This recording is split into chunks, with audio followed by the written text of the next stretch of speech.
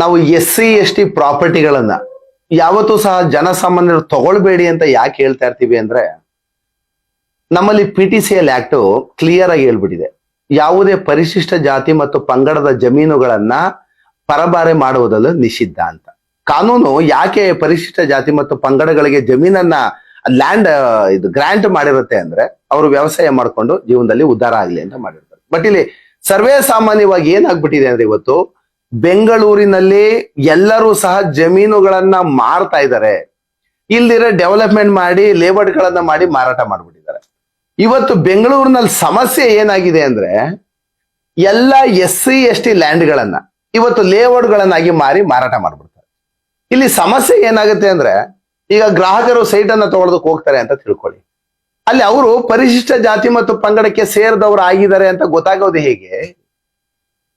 ಈ ಸರ್ವೇ ಸಾಮಾನ್ಯವಾಗಿ ಏನಾಗುತ್ತೆ, ಯಾವುದೇ ಈ ಜನಾಂಗಕ್ಕೆ ಸೇರಿದಂತಹ ವ್ಯಕ್ತಿಗಳು ಏನ್ ಮಾಡ್ತಾರೆ ಅಂದ್ರೆ, ನಾವು ಪರಿಶಿಷ್ಟ ಜಾತಿ ಮತ್ತು ಪಂಗಡದವರಲ್ಲ, ಜನರಲ್ ಅಂತ ಹೇಳ್ಬಿಟ್ಟು ಸೇಲ್ ಮಾಡ್ಬಿಡ್ತಾರೆ. ಸಾರ್ವಜನಿಕರಿಗೆ ಏನಾಗುತ್ತೆ, ಸೈಟ್ ತಗೊಳ್ಳೋರ್ಗೆ ಅವರು ಜನರಲ್ ಅಂತಪ್ಪ, ಎಲ್ಲ OBC ಕ್ಯಾಟಗರಿಗೆ ಬರ್ತಾರೆ, ಇಲ್ಲ ಯಾವ್ದೋ ಗೌಡ್ರೋ ಒಕ್ಲಿಗರೋ ವೀರಶೈವರೋ ಅಂದ್ಕೊಂಡು ಮಾಡ್ಬಿಡ್ತಾರೆ. ಆದ್ರೆ ಅದರ ಮೂಲ ದಾಖಲಾತಿಗಳಿಗೆ ಒಕ್ಕಿ ನೋಡಿದಂತ ಸಂದರ್ಭದಲ್ಲಿ PTCL ವ್ಯಾಪ್ತಿಗೆ ಒಳಪಟ್ಬಿಡುತ್ತೆ. ಯಾರೋ ಅಕ್ಕಪಕ್ಕದವ್ರು ಹೇಳ್ತಾರೆ, ಅವರು SC ST ಗಳ ಲ್ಯಾಂಡ್ ತಗೋಬಿಟ್ಟಿದಾರಪ್ಪ ನೀವು ಅಂದಾಗ ಇವ್ರಿಗೆ ಜೀವ ಕೈಗೆ ಬಂದ್ಬಿಡುತ್ತೆ. ಸ್ನೇಹಿತರೆ, ನಾವ್ ಯಾಕೆ SC ST ಲ್ಯಾಂಡ್ ಗಳನ್ನ ನೀವು ತಗೊಳ್ಬೇಡಿ ಅಂತ ಹೇಳ್ತಾ ಇರ್ತೀವಿ ಅಂದ್ರೆ, ನೋಡಿ ಇದೇ ಸಮಸ್ಯೆ. ಇದನ್ನ SC ST ಲ್ಯಾಂಡ್ ಗಳನ್ನ ತಗೊಂಡಿದಾರಲ್ಲ, ತಗೊಂಡು ಮೋಸ ಹೋಗಿರ್ತಾರೆ ಅಥವಾ ಆ ಸಮಸ್ಯೆಗೆ ಸಿಲ್ಕ್ ಹಾಕೊಂಡಿರ್ತಾರಲ್ಲ, ಅಂತವ್ರಿಗೆ ಈ ಒಂದು ವಿಡಿಯೋ ಅರ್ಪಣೆ. ಒಂದು ವಿಡಿಯೋ ಸಂಪೂರ್ಣವಾದ ಮಾಹಿತಿಯನ್ನ ಕೊಡ್ತೀನಿ.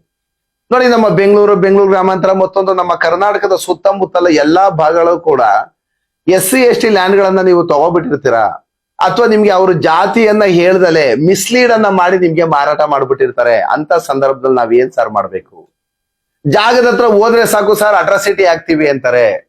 ಸ್ನೇಹಿತರೆ, ನೀವು ಜಾಗವನ್ನ ಲೀಗಲ್ ಆಗಿ ಒಂದು ಸೇಲ್ ಡೀಡ್ ಮೂಲಕ ನೀವು ಖರೀದಿ ಮಾಡಿದ ನಂತರ ನಿಮ್ಗೂ ಅಟ್ರಾಸಿಟಿಗೂ ಸಂಬಂಧ ಇಲ್ಲ.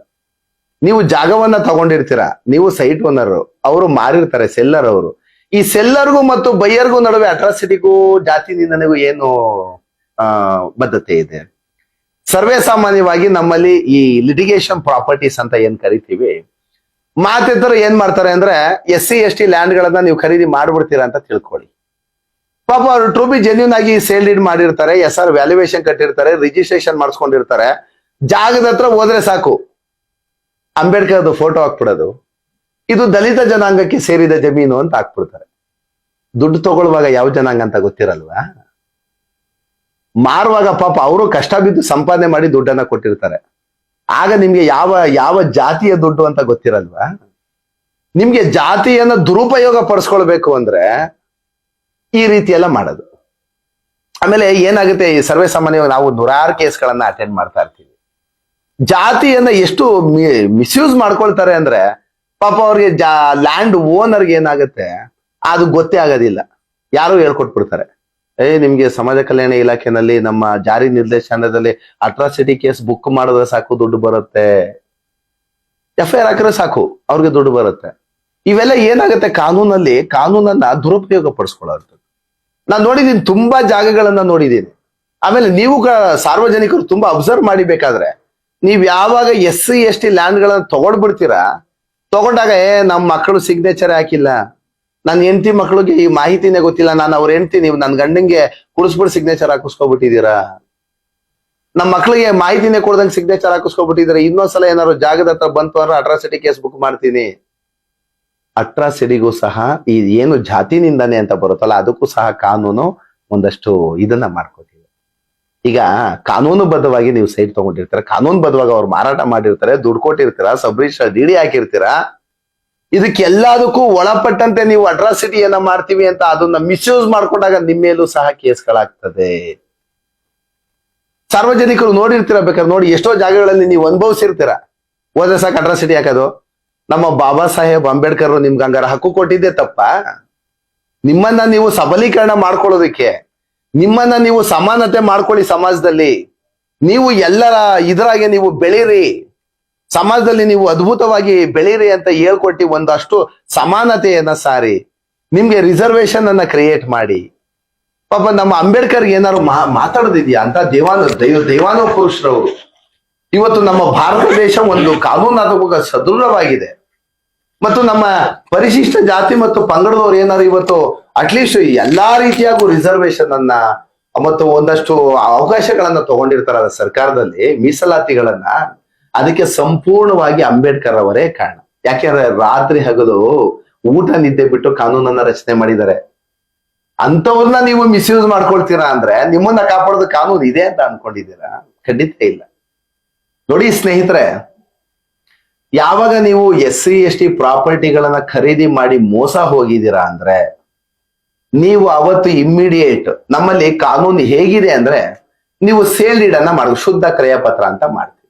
ಶುದ್ಧ ಕ್ರಯ ಪತ್ರದಲ್ಲಿ ನಿಮಗೆ ಜಾಗ ಹೇಗೆ ಬಂತು, ಮೂಲ ನಾನು ಏನದು ಯಾವುದೋ ಒಬ್ಬ ವೆಂಕಟೇಶಪ್ಪ ಅಲಿಯಾಸ್ ಯಾವ್ದೋ ಒಂದು ಬರುತ್ತೆ, ನಿಮಗೆ ಜಾಗ ಹೇಗೆ ಬಂತು ಅನ್ನೋದನ್ನ ಸೇಲ್ ಡೀಡ್ ಅಲ್ಲಿ ತೋರಿಸ್ಲೇಬೇಕಲ್ವಾ? ಕಂಪಲ್ಸರಿ ಇದೆ, ಮ್ಯಾಂಡೇಟರಿ ಇದೆ ಅಲ್ವಾ? ಟ್ರಾನ್ಸ್ಫರ್ ಆಫ್ ಪ್ರಾಪರ್ಟಿನಲ್ಲಿ ನಿಮ್ಮ ಸೇಲ್ ಡೀಡ್ ಅಗ್ರಿಮೆಂಟ್ ಗಳಲ್ಲಿ ಸಂಪೂರ್ಣವಾದ ವಿವರವನ್ನ ಅದರಲ್ಲಿ ನಮೂದು ಮಾಡಿ ಲಿಖಿತವಾಗಿ ರೆಡಿ ಮಾಡಿ ಅಂತಾನೆ ಕಾನೂನು ಇರೋದು. ಇದು ಸತ್ಯ, ಇದು ಕಾನೂನು ಹೇಳ್ಬಿಟ್ಟಿದೆ. ಆದ್ರೆ ನೀವೇನ್ ಮಾಡ್ತೀರಾ? ಜನರಲ್ ಯಾವುದೇ SC/ST ಲ್ಯಾಂಡ್ ಗಳನ್ನ ಲೇಔಟ್ ಗಳನ್ನಾಗಿ ಕನ್ವರ್ಷನ್ ಆಗಿ ಮಾರಾಟ ಮಾಡ್ತಿರುವಂತ ಡೆವಲಪರ್ಗೆ ನಾನು ಹೇಳುವಂತದ್ದು, ನೀವು ಸೇಲ್ ಡೀಡ್ ಅನ್ನ ಮಾಡುವಾಗ ನಮಗೆ ಪರಿಶಿಷ್ಟ ಜಾತಿ ಮತ್ತು ವರ್ಗಕ್ಕೆ ಸರ್ಕಾರ ಲ್ಯಾಂಡ್ ಅನ್ನ ಗ್ರಾಂಟ್ ಮಾಡಿ, ಗ್ರಾಂಟಿನ ಮೂಲಕ ನಮಗೆ ಬಂದಿದೆ ಇದು ಮೂಲವಾಗಿ ಅಂತ ಯಾವ ಸೇಲ್ ಡೀಡ್ ಅಲ್ಲಿ ತೋರಿಸ್ತಾ ಇದ್ದೀರಾ? ಮೂಲದಲ್ಲಿ ಯಾರು ಒಬ್ಬರನ್ನು ತೋರಿಸ್ತಾ ಇದ್ದಾರೆ? ಎಂಟೈರ್ ಕರ್ನಾಟಕ ನಾನು ಹೇಳ್ತಿರುವಂತದ್ದು. ಈ ತರ ಎಲ್ಲ ಮೋಸ ಮಾಡಿ ಲೇಔಟ್ ಗಳನ್ನ ಮಾಡಿ ನೀವು ಜನಸಾಮಾನ್ಯರಿಗೆ 10 ಎಕರೆಗಳನ್ನ ಮೋಸ ಮಾಡಿ ಮಾರಾಟ ಮಾಡ್ಬಿಡ್ತೀರಾ. ಸೇಲ್ ಡೀಡ್ ಅಲ್ಲಿ ಮೆನ್ಷನ್ ಮಾಡ್ಬೇಕು, ನಮ್ಗೆ ಇದು ಪಿತ್ರಾರ್ಜಿತ ಸ್ವತ್ತು, ಅಥವಾ ನಾವು ಖರೀದಿ ಮಾಡಿದೀವಿ, ಅಥವಾ ಲ್ಯಾಂಡ್ ಅನ್ನ ಗ್ರಾಂಟಿನ ಮೂಲಕ ಬಂದಿದೆ. ಈಗ 1972ರಲ್ಲಿ ಪರಿಶಿಷ್ಟ ಜಾತಿ ಮತ್ತು ವರ್ಗ ನಮ್ಮದು 1ರಲ್ಲಿ ಸರ್ಕಾರ ನಮ್ಗೆ ಅಲಾಟ್ಮೆಂಟ್ ಮಾಡ್ಕೊಟ್ಟಿದೆ ಗ್ರಾಂಟ್ ಸರ್ಟಿಫಿಕೇಟ್ ಅಥವಾ ರೀಗ್ರಾಂಟ್ ಮೂಲಕ ನಮ್ಮ ಸುಪರ್ದು ಮತ್ತು ಸ್ವಾಧೀನಕ್ಕೆ ಬಂದು ನಾವು ಇಷ್ಟು ವರ್ಷಗಳಿಂದ ಸ್ವಾಧೀನದಲ್ಲಿದ್ದೀವಿ, ಈಗ ನಾವು ನಿವೇಶನವನ್ನಾಗಿ ಕನ್ವರ್ಟ್ ಅನ್ನ ಮಾಡಿ ನಾವು ಸಾರ್ವಜನಿಕವಾಗಿ ಹಂಚಿಕೆ ಮಾಡ್ತಾ ಇದೀವಿ ಅಂತ ಯಾವ ಒಬ್ಬ ಡೆವಲಪರ್ ಅಥವಾ ಲ್ಯಾಂಡ್ ಓನರು ಇದನ್ನ ಮಾಡಿದೀರಾ? ಕಾನೂನನ್ನ ಮಿಸ್ಯೂಸ್ ಮಾಡ್ಕೊಂಡಂಗಲ್ವಾ? ನಮ್ಮಲ್ಲಿ ಕಾನೂನು ಕ್ಲಿಯರ್ ಆಗಿ ಹೇಳಿದೆ, CPC ನಲ್ಲಿ ಹೇಳುತ್ತೆ, ನಮ್ಮಲ್ಲಿ ರಿಕವರಿ ಕೇಸ್ಗಳನ್ನ ಹಾಕೊಳ್ತೀವಿ. ನಿಮ್ಮಲ್ಲಿ ಯಾವುದೇ SC/ST ಲ್ಯಾಂಡ್ ಗಳನ್ನ ತಗೊಂಡು ಮೋಸ ಹೋಗಿದ್ರೆ ಅಂತ ಲ್ಯಾಂಡ್ ಲಾರ್ಡ್ ಮತ್ತು ಡೆವಲಪರ್ ಗಳ ಮೇಲೆ ನೀವು ರಿಕವರಿ ಸೂಟ್ ಅನ್ನ ಹಾಕೊಳ್ಬಹುದು, ವಿತ್ ಇಂಟ್ರೆಸ್ಟ್, ವಿತ್ ಫೀಸ್ ಎಲ್ಲವನ್ನು ಸೇರಿ ನಿಮ್ಗೆ ವಾಪಸ್ ಬರುತ್ತೆ. ಯಾವಾಗ ನಿಮ್ಗೆ ಈ ಜಾತಿ ಮತ್ತು ಮುಖಿ ಎಲ್ಲವನ್ನು ಬದಿಗೊತ್ತಿ ಅದನ್ನೆಲ್ಲ ಮುಚ್ಚುಮರೆ ಮಾಡ್ಬಿಟ್ಟು ನಿಮ್ಗೆ ಸೇಲ್ ಮಾಡ್ಬಿಟ್ಟಿರ್ತಾರೆ, ನೀವು ಏನು ಸೇಲ್ ಅಮೌಂಟ್ಗೆ ರಿಜಿಸ್ಟ್ರೇಷನ್ ಮಾಡಿರ್ತೀರಾ ಆ ಒಂದು ದುಡ್ಡನ್ನ ವಾಪಸ್ ಪಡ್ಕೊಳ್ಳೋದಕ್ಕೆ ಸಂಪೂರ್ಣವಾಗಿ ಕಾನೂನಲ್ಲಿ ಹಾಕಿದೆ, ಸಂಪೂರ್ಣವಾದ ಹಾಕಿದೆ ಕಾನೂನಿದೆ. ಏನು SC/ST ಲ್ಯಾಂಡ್ ಗಳನ್ನ ತಗೊಳ್ಬಾರ್ದು ಅಂತ ಹೇಳಿದ್ರೆ ಎಷ್ಟು ನಾವು ಹೇಳ್ತೀವಿ, ಅದು ಯಾಕಂದ್ರೆ ಸಾರ್ವಜನಿಕರಿಗೆ ಹೇಳುವಂಥದ್ದು, ನೀವು ದುಡ್ಡು ಕೊಟ್ಟು ತಗೊಂಡಿರ್ತೀರಾ, ಪಾಪ ಅವ್ರಿಗೂ ಗೊತ್ತಿಲ್ಲದಲ್ಲೇ ಮಾರ್ಬಿಡ್ತಾರೆ ಅಂತ ತಿಳ್ಕೊಳ್ಳಿ, ಆಯ್ತು ನಾವ್ ಯಾವತ್ತೂ ಹೋಗಲ್ಲಪ್ಪ ಅಂತ. ಅಕಸ್ಮಾತ್ ನಿಮ್ಮ ಮಕ್ಕಳು ಬರ್ಬೋದು, ನಿಮ್ಮ ಮೊಮ್ಮಕ್ಕಳು ಕೇಸ್ ಹಾಕ್ಬೋದು, ತಗೊಂಡವ್ರಿಗೆ ಅನ್ಯಾಯ ಆಗುತ್ತಲ್ಲ. ಪಾಪ ಅವರು 5 ವರ್ಷ 10 ವರ್ಷ 15 ವರ್ಷ ಕೋರ್ಟ್ ಕಲಿಬೇಕು, ದುಡ್ಡು ಕೊಟ್ಟಿದ್ದ ತಪ್ಪಿಗೆ ಕೋರ್ಟಲ್ಲಿ ಕೇಸ್ ಹಾಕೊಂಡು ಯಾಕೆ ಕಲಿಬೇಕು? ಇದು ತಪ್ಪಲ್ವಾ? ಹಂಗಾಗಿ ಏನಾಗುತ್ತೆ, ಅಕಸ್ಮಾತ್ ನಮ್ಮ SC/ST ಜನಾಂಗದವ್ರು ಅಂದ್ರೆ ಪರಿಶಿಷ್ಟ ಜಾತಿ ಮತ್ತು ಪಂಗಡದವ್ರು ಅಶಿಕ್ಷಿತರು ಇರ್ತಾರೆ, ಅಕಸ್ಮಾತ್ ಗೊತ್ತಿಲ್ದಲೇನೋ ಲ್ಯಾಂಡ್ ಡೆವಲಪರ್ಗಳು ಮೋಸ ಮಾಡ್ಬಿಟ್ಟು ಮಾರಿಸ್ಬಿಡ್ತಾರೆ. ಈ ಡೆವಲಪರ್ದೆಲ್ಲ ಇದೇನೆ ನಮ್ಮ ಬೆಂಗಳೂರಲ್ಲಿ, ಸೈಟ್ ಅನ್ನ ಸೇಲ್ ಮಾಡ್ಬಿಟ್ಟು ಊರ್ ಬಿಟ್ಬಿಡ್ತಾರೆ, ಅವ್ರ ಫೋನ್ ನಂಬರ್ ಸ್ವಿಚ್ ಆಫ್ ಆಗ್ಬಿಡ್ತದೆ, ಅಡ್ರೆಸ್ ಲ್ಯಾಪ್ಸ್ ಆಗ್ಬಿಡ್ತದೆ, ಅಡ್ರೆಸ್ ಇನ್ನೊಂದ್ ಕಡೆ ಇಟ್ಕೊಂಡಿರ್ತಾರೆ, ಆಫೀಸೇ ಬೇರೆ ಕಡೆ ಟ್ರಾನ್ಸ್ಫರ್ ಮಾಡ್ಬಿಡ್ತವೆ. ಇದು ದಿನ ಬೆಳಗಾರೆ ಆಗ್ತಾ ಇರತ್ತೆ. ಹಂಗಾಗಿ ಲೇಔಟ್ ಅಲ್ಲಿ ಜಾಗ ಖರೀದಿ ಮಾಡೋರಂತೂ ತುಂಬಾ ಯೋಚನೆ ಮಾಡಿ ಲೀಗಲ್ ಅನ್ನ ನೋಡ್ಕೊಂಡು ಯಾವ ಜಾತಿಗೆ ಸೇರಿದವರು, ಯಾವ ಇದು ಕನ್ವರ್ಷನ್ ಆಗಿದ್ಯಾ, ಲೇಔಟ್ ಅಪ್ರೂವಲ್ ಆಗಿದೆಯಾ, ಇವೆಲ್ಲ ನೋಡ್ಕೊಂಡು ಮಾಡ್ಬೇಕಾಗ್ತದೆ. ನಮ್ಮಲ್ಲಿ ಏನಾಗ್ತದೆ, ಎಷ್ಟೋ ಜನ ಈ ಪರಿಶಿಷ್ಟ ಜಾತಿ ಮತ್ತು ಪಂಗಡದವರು ಮುಗ್ಧರು ಇರ್ತಾರೆ, ಗೊತ್ತಾಗೋದಿಲ್ಲ ಅವ್ರಿಗೆ, ಈ ತರ ಸೇಲ್ ಮಾಡಿಸ್ಬಿಡ್ತಾರೆ. ಕೋರ್ಟ್ ಅಲ್ಲಿ ನಿಮ್ಮ ಮೇಲೆ ಅಂದ್ರೆ ಯಾರು ಖರೀದಿ ಮಾಡಿರ್ತಾರಲ್ಲ ಅವರು ಅಂತವರ ಮೇಲೆ ಲ್ಯಾಂಡ್ ಲಾರ್ಡ್ ಗಳ ವಿರುದ್ಧ ನೀವು ರಿಕವರಿ ಸೂಟ್ ಅನ್ನ ಹಾಕಿ ನೀವೇನು ದುಡ್ಡನ್ನ ಕೊಟ್ಟಿರ್ತೀರಾ ಅದನ್ನ ವಾಪಸ್ಸನ್ನ ಪಡ್ಕೊಳ್ಳೋದಕ್ಕೆ ಕಾನೂನು ನಿಮ್ಗೆ ಸಂಪೂರ್ಣವಾದ ಹಾಕೊಟ್ಟಿದೆ. ಅಂದ್ರೆ ಏನಾಗ್ಬಿಡುತ್ತೆ, ನಮ್ಮಲ್ಲಿ ಜನಗಳಿಗೆ ಏನಾಗ್ಬಿಡುತ್ತೆ, ಸಾರ್ SC ಲ್ಯಾಂಡ್ ತಗೊಂಡು ನಾವು ಮೋಸ ಹೋದು, ಖಂಡಿತ ಇಲ್ಲ. ಅದು ಕಾನೂನು ಜಾಗ ಅವ್ರಿಗೆ ಹೋಗುತ್ತೆ, ಜಾಗವನ್ನ ಸೆಕ್ಷನ್ 4 ಅಲ್ಲಿ ನಾವೇನು ಹೇಳೋದಕ್ಕೆ ಬರೋದಿಲ್ಲ, ಯಾಕೆಂದ್ರೆ ರೆಸ್ಟೋರೇಷನ್ ಆಫ್ ದ ಲ್ಯಾಂಡ್ ಅಲ್ಲಿ ಲ್ಯಾಂಡ್ ವಾಪಸ್ ಹೋಗ್ಬಿಡುತ್ತೆ, ಬಟ್ ನಿಮ್ಮ ದುಡ್ಡಂತೂ ವಾಪಸ್ ಬರುತ್ತೆ. ದುಡ್ಡಂತೂ ವಾಪಸ್ ಕೊಟ್ಬಿಟ್ಟು ಜಾಗವನ್ನ ನಿಮ್ಮ ಹೆಸರಿಗೆ ಬದಲಾಯಿಸ್ಕೊಳ್ಬಹುದು, ಅಥವಾ ದುಡ್ಡನ್ನ ನಿಮ್ಮ ಹೆಸರಿಗೆ ಕೋರ್ಟ್ ಅಲ್ಲೇ ಕೇಸ್ ರಿಕವರಿ ಸೂಟ್ ಅನ್ನ ಹಾಕಿದಾಗ ಕೋರ್ಟ್ ಖಂಡಿತವಾಗೂ ನಿಮ್ಮ ಹೆಸರಿಗೆ ದುಡ್ಡು ವಾಪಸ್ ಕೊಡೋದಕ್ಕೆ ಕಾನೂನು ಅವಕಾಶ ಇದೆ. ಒಂದು ದಾವೆಯನ್ನ ಹೂರ್ಕೊಂಡು ನಿಮ್ಮ ದುಡ್ಡನ್ನ ನೀವು ಸಂಪೂರ್ಣವಾಗಿ ವಾಪಸ್ ತಗೋಬಹುದು. ಇದು SC ST ಲ್ಯಾಂಡ್ ಗಳನ್ನ ಏನ್ ತಗೊಂಡಿರ್ತಾರೆ, ಸೈಟ್ ಓನರ್ಸ್ ಅಥವಾ ಲ್ಯಾಂಡ್ ಬೈಯರ್ಸ್ ಮತ್ತೊಂದು ಮಗನವ್ರು ಇರ್ತಾರಲ್ಲ, ಇವ್ರಿಗೆ ನೀವು ಏನಾದ್ರು ಮಿಸ್ ಆಗಿ ಏನಾಗುತ್ತೆ, ಈಗ 1970 ತಗೊಂಡಿರ್ತಾರೆ, 70 1 ಎಕರೆ ಬಂದು 1 ಲಕ್ಷ, ಅಕಸ್ಮಾತ್ ಒಂದು 20,000 30,000 ಇರುತ್ತೆ. ಇವತ್ತು 2025 1 ಎಕರೆ ಬಂದು 4 ಕೋಟಿ 5 ಕೋಟಿ ಇರ್ತವೆ. ನಮ್ ಸರ್ಜಾಪುರ ವೈಟ್ ಫೀಲ್ಡ್ ಅಲ್ಲಂತೂ 40 ಕೋಟಿ 50 ಕೋಟಿ ಒಂದು ಇದಿದೆ.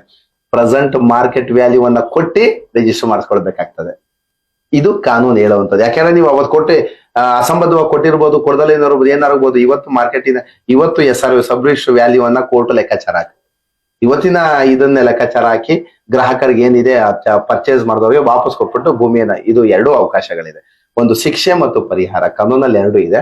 ಜಮೀನನ್ನ ವಾಪಸ್ ತಗೋಬಹುದು, ಜಮೀನನ್ನ ಲೀಗಲ್ ಆಗಿ ಸೇಲ್ ಪರ್ಮಿಷನ್ ಮಾಡ್ಕೊಡ್ಬೋದು, ಇಲ್ಲ ಅಂದ್ರೆ ದುಡ್ಡನ್ನ ವಾಪಸ್ ಪಡ್ಕೊಡ್ಬೋದು. ಇದು 2 ಸಹ ಕಾನೂನಲ್ಲಿ ಅವಕಾಶ. ಆ ದುಡ್ಡನ್ನ ಯಾರು ಕೊಡ್ಬೇಕಾಗುತ್ತೆ? ಮಾರಿರೋರು ಅಂದ್ರೆ ಯಾರು, ಈಗ SC ST ಲ್ಯಾಂಡ್, ನಂದು SC ST ಲ್ಯಾಂಡ್, ನಾನು ಯಾರಿಗೊಬ್ರಿಗೆ ಮಾರ್ಬಿಟ್ಟಿದ್ದೀನಿ ಅನ್ಕೊಳ್ಳಿ, ಅವರು ನನ್ ಮೇಲೆ ಕೇಸ್ ಹಾಕಿದ್ರೆ ನಾನೇ ವಾಪಸ್ ಮಾಡ್ಕೊಡ್ಬೇಕು.